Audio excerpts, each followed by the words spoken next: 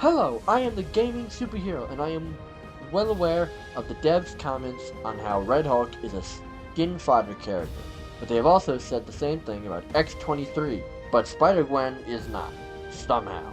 So, I will implement this character to full satisfaction while also making it completely different from regular Hulk. But first, Red Hulk, aka Thaddeus Thunderbolt Ross, first appeared in Hulk #1 in 2008 as Red Hulk specifically. Ross himself first appeared in Incredible Hulk #1 in 1962, but that's just the Hulk's origin, with Ross taking the antagonist role.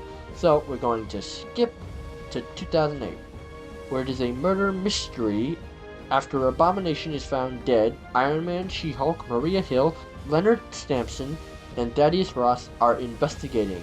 They fight the Winter Guard because I guess Abomination was a Russian citizen. I thought he was US military, but I would assume the movie was wrong. Ross and Sampson visit Bruce Banner in prison, trying to figure out who did it, assuming it was the Hulk. But the Abomination was shot with a Hulk-sized gun, so now they have deaths. Meanwhile, the rest of the team are on a gold helicarrier because Iron Man is director of S.H.I.E.L.D. now. Anyway, they get attacked by Red Hulk. And this is where keeping track of everyone becomes a pain in the ass, because apparently Ross and Sampson were on the helicarrier as well, and we see Ross and Red Hulk almost in the same room. Like, Iron Man finds Ross, then turns around to see Red Hulk.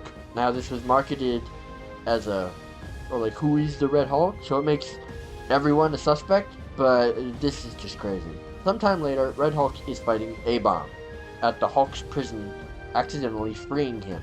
They fight, trigger the Andreas Fault, and Green Hulk wins, just leaving an unconscious Red Hulk in the desert. Samson captures A-Bomb after he turns into Rick, and Ross tells the Red Hulk he's disappointed in his performance. Like, he talks over the Red Hulk's body. That is where this first arc ends. And if I didn't have it confirmed Ross and Rulk were the same person, I would be very confused. Ultimately, a bad mystery given how much they need to cheat to keep it a mystery, but whatever. Let's just get to the kid already. For the basics, his primary is a melee, and he has the same leap as Green Hulk. That's where the similarities end though, starting with the secondary fire of a big fucking gun called the Gamma Rifle, which functions similarly to Spider-Man's web shooter, where it is a limited amount of ammo that fills up one shot at a time. How quick they recharge and how much damage they do is based on the passive Inferno Rage, a zone around Red Hulk that deals damage to enemies in the radius, with the amount of damage building based on how much damage he does and takes, maxing out at a certain point. Note that doing damage with the Gamma Rifle does not count towards building up Inferno Rage, but it does benefit with faster recharge and, greater damage dealt. The idea being you can build up rage with your fists fighting the enemy, then retreat back to the team and shoot at the enemy while safe. And then, rinse and repeat. This ability kind of started as an idea of just to give Red Hulk a ranged ability that wasn't like the Thunderclap, but it greatly expanded beyond that. And I think it worked out really well. Plus, Red Hulk is known for using guns quite a bit, so, had to have one in there. Ability 1 is Fire Skin. Immediately max out your Inferno Rage, causing you and every ally in your radius to take reduced damage. The idea being that he is generating so much heat that the projectiles are actively melting. The cooldown for this ability would need to be pretty long to account for the fact that Rage won't immediately drop back down, and it's also increasing his damage output with the Rage. But specifically how long is ultimately irrelevant because it would be changed all the time and need actual testing. Ability 2, Rage Fissure. Red Hulk stomps on the ground, opening a magma fissure in the ground, trapping and dealing damage to anyone caught in it upon activation, and slowing and damaging any enemies who step on it after activation. The fissure is a long, thin hitbox in front of Red Hulk. I imagine the amount of damage being fairly low, but that's not the main point anyway. The ultimate, Incendiary Strike, where Red Hulk calls on a missile strike on the enemies, where there is a quick indicator on the ground before the missile hits, dealing large damage and leaving a circle of fire in the location for a duration of time. This is inspired by Red Hulk being a military general, so I wanted to do something with it. And so, why not an airstrike? What is more US military?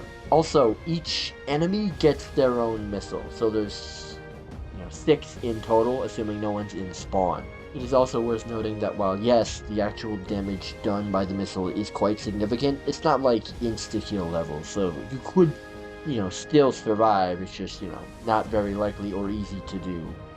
But I mean, with most characters having quick dodges or movement abilities, I don't know, I feel like it should be fairly balanced, but obviously that would be a thing to test, wouldn't it?